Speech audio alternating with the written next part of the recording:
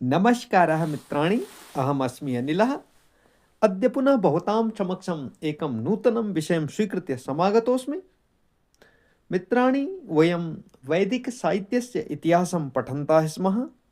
अस्यां शृङ्खलायाम् अस्माभिः चतुर्णां वेदानां सामान्यपरिचयः पठितः। तदनन्तरम् अस्माभिः ब्राह्मणग्रन्थानाम् अपि सामान्यपरिचयः पठितः।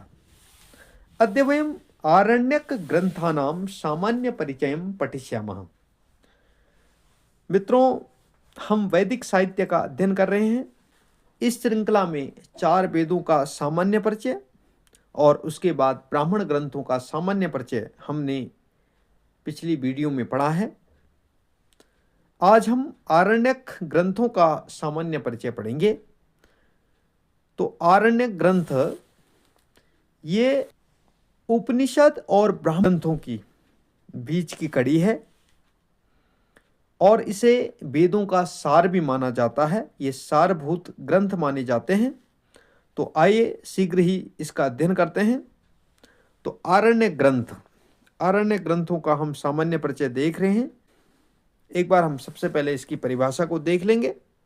आरण्यक शब्द संस्कृत के अरण्य शब्द से बना है, जिसका समानार्थी शब्द वन या जंगल है। अरण्ये भवम इति आरण्यकम, अर्थात वन में होने वाला ज्ञान या वन में पढ़ा जाने वाला ग्रंथ या वन में लिखे जाने वाले अथवा वन में चिंतन किए जाने के कारण आरण्यक कहलाए। ऋषि मुनि एवं वानप्रस्थी जो अरण्य अर्थात वन में रहकर उपयुक्त यज्ञ आदि विधान के साथ ब्रह्म तत्वादि का विवेचन करते थे। आरण्यक वेदों के सारभूत ग्रंथ माने जाते हैं, जैसा कि मैंने आपको पहले भी बताया आरंभ में। तो आरण्यक ग्रंथों में कर्मकांड और ज्ञानकांड दोनों का ही समन्वय दिखाई देता है। तो कर्मकांड और ज्ञानकांड का जो समन्वय मिलता है वो आरण्यक ग्रंथों में हमें दिखाई देता है। तो शीघ्र ही हम अब देखेंगे वेद और उससे जुड़े हुए जो आरण्यक ग्रंथ हैं, कौन से वेद के कौन कौन से आरण्यक ग्रंथ हैं, उनके विषय में हम यहाँ पर अब पहले एक बार देख लेंगे और उसके बाद उनमें क्या विषय वस्तु है इसका भी अध्ययन करेंगे। तो वेद एवं उनके आरण्यक ग्रंथ। ऋग्वेद के आरण्यक कौन है? तो ऐतरेय आरण्यक, सांख्यायन आरण्यक। यदि हम यजुर्वेद के आरण्यक ग्रंथों की बात करें तो शुक्ल यजुर्वेद के आरण्यक ग्रंथ और उसमें भी जो 2 शाखाएं इसकी माध्यान्दिनी और कार्णो शाखा, उनके दोनों ही बृहदारण्यक हैं। कार्णों के भी और माध्यान्दिनी शाखा के भी, दोनों के लिखे हुए हैं माध्यान्दिनी बृहदारण्यक और कार्णों के बृहदारण्यक। उसके बाद बात करते हैं हम कृष्ण यजुर्वेद के आरण्यक की। तो इसमें तैत्तिरीय आरण्यक है, मैत्रायणी आरण्यक इसके आरण्यक ग्रंथ हैं। उसके बाद यदि सामवेद के आरण्यक ग्रंथ की बात करें तो जैमिनीयोपनिषद आरण्यक, जिसे तवलकार आरण्यक भी कहा जाता है। उसके बाद छांदोग्य आरण्यक, उसके बाद छांदोग्य आरण्यक। और अथर्ववेद के कोई भी आरण्यक ग्रंथ प्राप्त नहीं होते हैं। अभी हमने इससे पहले 4 वेद और उनके आरण्यक ग्रंथ कौन से हैं उनकी बात की, जिसमें हमारे अथर्ववेद के कोई आरण्यक ग्रंथ नहीं है। तो 3 वेदों के आरण्यक ग्रंथों की हमने विषय देखा, कौन किसके आरण्यक ग्रंथ हैं। अब हम इनके विस्तार में चलेंगे। तो ऋग्वेदीय आरण्यक सबसे पहले बात करेंगे ऐतरेय आरण्यक की। यह आरण्यक ऋग्वेद की सकल शाखा से संबद्ध है और इस आरण्यक में 5 भाग एवं 18 अध्याय है। इस आरण्यक में प्राण विद्या, वैदिक अनुष्ठान वर्णित हैं। तो वैदिक अनुष्ठानों का वर्णन कौन से आरण्यक में है? तो ऐतरेय आरण्यक में है। ऐसे प्रश्न पूछे जा सकते हैं। ऐतरेय आरण्यक में कितने अध्याय हैं, कितने भाग हैं, ये ऋग्वेद की कौन सी शाखा से संबद्ध है, इस प्रकार के यदि प्रश्न आपको आते हैं तो आप इनको आसानी से हल कर सकते हैं। ऋग्वेद का जो दूसरा आरण्यक ग्रंथ है उसकी बात करेंगे, सांख्यायन आरण्यक। इस आरण्यक में 15 अध्याय और 137 खंड हैं। इस आरण्यक में प्राण विद्या और ब्रह्म ज्ञान वर्णित है। ब्रह्म ज्ञान तत्वानां विवेचनम कस्मिन् आरण्यके अस्ति, एतादृशाः अपि प्रश्नाः अस्माकं भवितुं शक्नुवन्ति।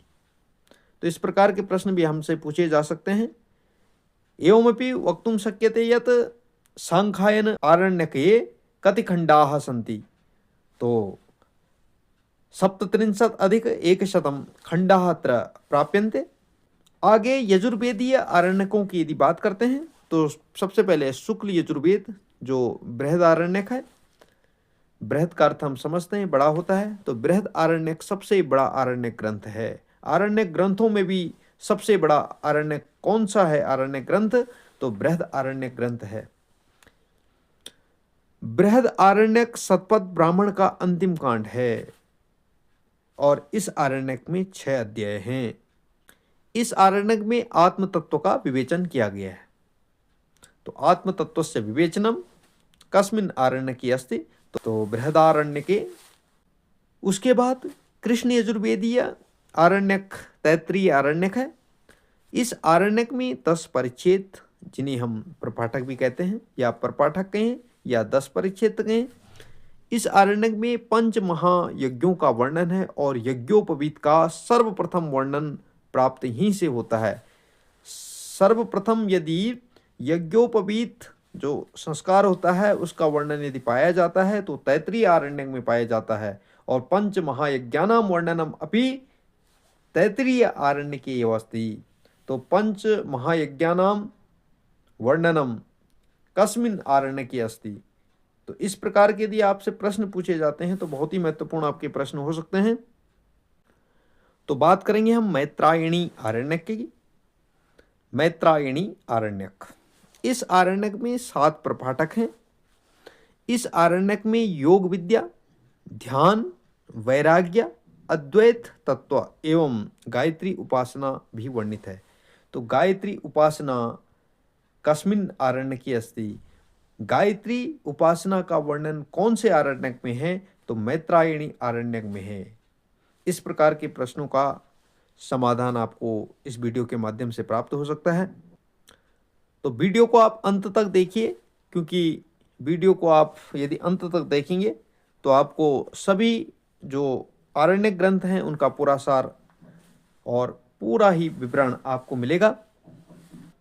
मित्रों, वीडियो बनाना एक सामान्य बात नहीं होती है, क्योंकि आपके लिए जो सामग्री एकत्रित करके, और वो भी प्रमाणिक सामग्री एकत्रित करके हम जो लाते हैं, तो उस पर बहुत मेहनत लगती है।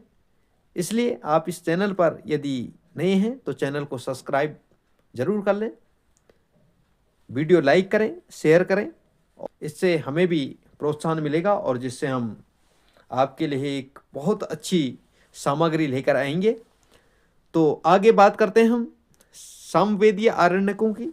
तो छांदोग्य आरण्यक, इस सामवेद से अर्थात संबंधित जो आरण्यक है वो छांदोग्य आरण्यक है। तो इसमें यह सामवेद की कौथुम शाखा से संबद्ध है। जैमिनीयोपनिषद आरण्यक, जिसे तवलकार आरण्यक भी कहते हैं, तो यह जैमिनीयोपनिषद ब्राह्मण से संबद्ध आरण्यक है। इस आरण्यक में 4 अध्याय हैं। उसके बाद अथर्ववेदीय यदि आरण्यकों की बात करते हैं तो अथर्ववेदीय आरण्यक में कोई भी आरण्यक उपलब्ध नहीं है। कस्य वेदस्य आरण्यक ग्रंथाः न प्राप्यन्ते, तो अथर्ववेदस्य आरण्यक ग्रंथाः न प्राप्यन्ते, अतः एतादृशाः प्रश्नाः अपि परीक्षायां प्रष्टुं शक्नुवन्ति। इस प्रकार के प्रश्न भी हमें पूछे जा सकते हैं कि किस वेद के आरण्यक ग्रंथ प्राप्त नहीं होते हैं, तो अथर्ववेद के आरण्यक ग्रंथ प्राप्त नहीं होते हैं, उपलब्ध नहीं है। तो यहीं तक हम इस वीडियो को आज रखेंगे। आगे हम आपके लिए उपनिषदों का परिचय लेके आएंगे, उनका विस्तृत परिचय आपको बताएंगे। तो वीडियो को अधिक से अधिक आप लाइक करें, शेयर करें और कमेंट करके अपने सुझाव दें।